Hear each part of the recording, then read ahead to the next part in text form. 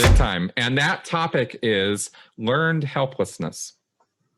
So why don't we go ahead and dive right into this and tell me from a psychological standpoint and from the work you've done, what is this? What is it about? How does this work?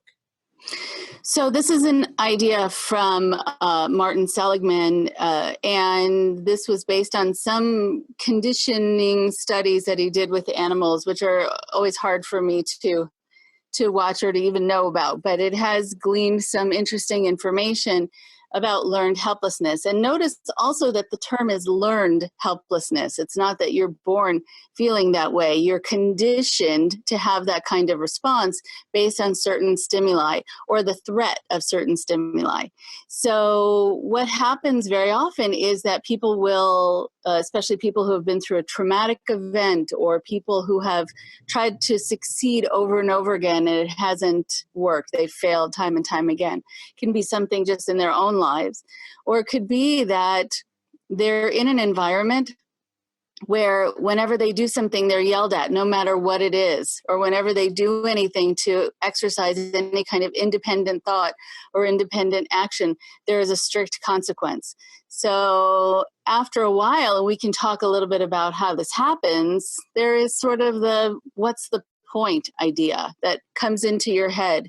And the problem with that is that one of the definitions of depression is entrapment, futility mixed with defeat. And right, and that just causes us to be depressed and hopeless, and that is what happens with learned helplessness. Interesting. How have you seen this over the years manifest with some of your clients? People coming out of, you deal, for anybody who's not familiar, Rachel and I have done many podcasts and shows on my channel here. In fact, I've got a whole playlist, if you're interested, of things we've done. Yeah, it's cool.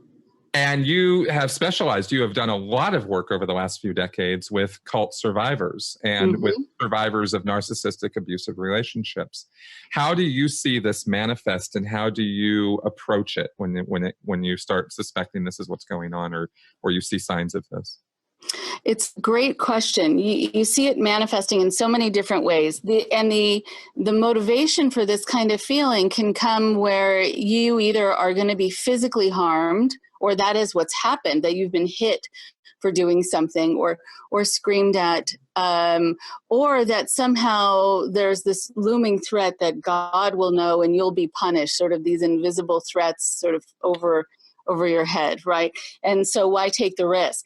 You feel discouraged, you sometimes feel demoralized, you feel hopeless, and everything seems like a futile attempt to try to break free. For a lot of people, they get the question, why didn't you leave? If you were so unhappy, if things were so bad, why didn't you leave? That's true of battered spouses. They get asked that question all the time. It's also true of people who have been in situations where a falsehood was given also to keep them in, that something was told about the people who left and bad things that befell them. And it's usually not true at all, but you have no way of checking out the information. So you just sit there with the fear that something bad is going to happen to you because that person was hit by a bus and that person got cancer. And here's all this proof that's given to people within these groups to stay in line. And that's probably not dissimilar from what you experienced, all the bad that would befall you. I'm curious actually to hear from you about some of the looming threats that were over your head that kept you in. Oh, absolutely. I, as you're talking here, I'm relating this to my experience and seeing how there was certainly a feeling of what's the use in terms of leaving. There was a lot of phobia induction going on in terms of the outside world. And when you're in a bubble world of Scientology, then especially in the Sea Org, where it's a very tight community, very bubble world type of situation, there's a lot of outright, open, blatant talk about how useless and horrible and awful the outside world is, or the term that they use is actually an extremely derogatory term now, which is called the WOG world. Which in some circles apparently is equivalent to using the N-word. I mean, it's really, I don't think when Hubbard used it, it had quite that association, but I could be wrong. Mm. We didn't know when we were in Scientology that it was that bad of a word. But the point being that it's created this idea is created that everybody who's not a Scientologist is demented, is somewhat insane, is somewhat stupid, ignorant, are people who you cannot trust, will not have your best interests at heart. So that all happens. Right. But also through the process of the indoctrination of Scientology, and again, especially I think this is probably more true for Sea Org members because we were in such an enclosed 24/7 operation. I don't mean to imply when I say this that this would never apply to public Scientologists or staff Scientologists. That's not really what I mean to say, but I can only speak from my own experience, and that a lot of that experience was in the Sea Org. That I very definitely, the news that we would hear, the way the news and the media was portrayed to us, there was definitely a sort of, what would be the point of leaving? What would be the point of trying to start your life out in the big wide world when everything about it is set up to defeat you? Right. And, everything about life is set up. In fact, in a way, let's actually really expand this out.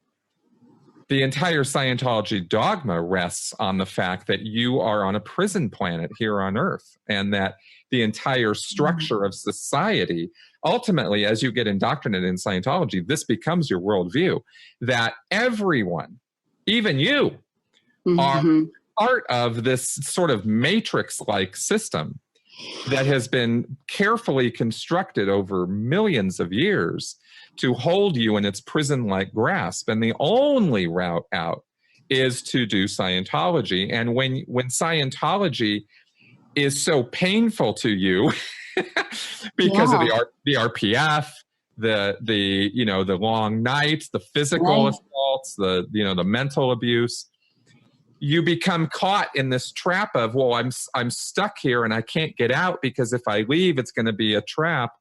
But yet my own world is so awful that I'm, so that's kind of how I can describe all that, I think.